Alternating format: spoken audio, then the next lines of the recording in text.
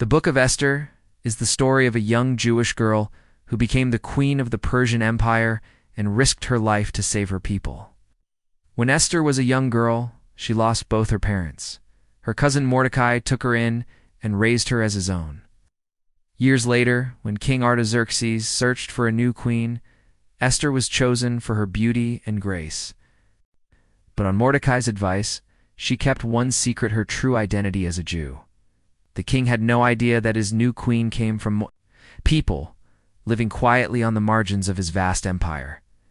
Then one day everything changed. Haman, the king's ruthless advisor, discovered that Mordecai was Jewish. Twisting the truth, he convinced the king that all Jews were a threat to the empire. A royal decree was issued.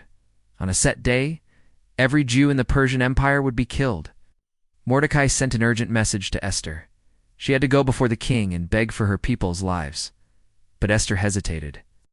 To enter the king's presence without being summoned was forbidden sand. The punishment was death. But then Mordecai said something that shook Esther to her core. "Who knows whether you have come to the kingdom for such a time as this?" He reminded her that she hadn't been made queen just for comfort or luxury. Perhaps God had placed her there right at that moment for a greater purpose.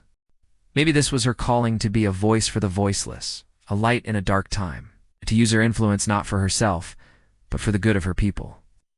His words stirred something deep within her, and if she remained silent, who would speak? Knowing the risk, Esther made her decision. "If I perish, I perish," she said. Before approaching the king, she called for all the Jews in the city to fast for 3 days, and she fasted too, preparing her heart for what lay ahead. Then with trembling courage, she entered the throne room. But instead of condemning her, the king welcomed her. Through Esther's boldness, the truth about Haman's plot was revealed. The king turned the tables. Haman was executed. In a stunning reversal, the king issued a new decree. The Jewish people were allowed to defend themselves. And under Esther's courageous leadership, they did. Their enemies were defeated, and the shadow of genocide was lifted. Esther didn't just save her people. She stepped fully into the purpose for which she was born. What an incredible story of faith and courage. Esther reminds us that sometimes God calls us to step into roles that feel far beyond us. The task may seem impossible.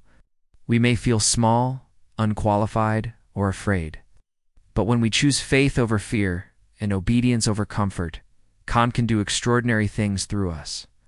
Are you ready to take that kind of courageous leap of faith? You don't have to be royalty to make a difference. You just have to say yes.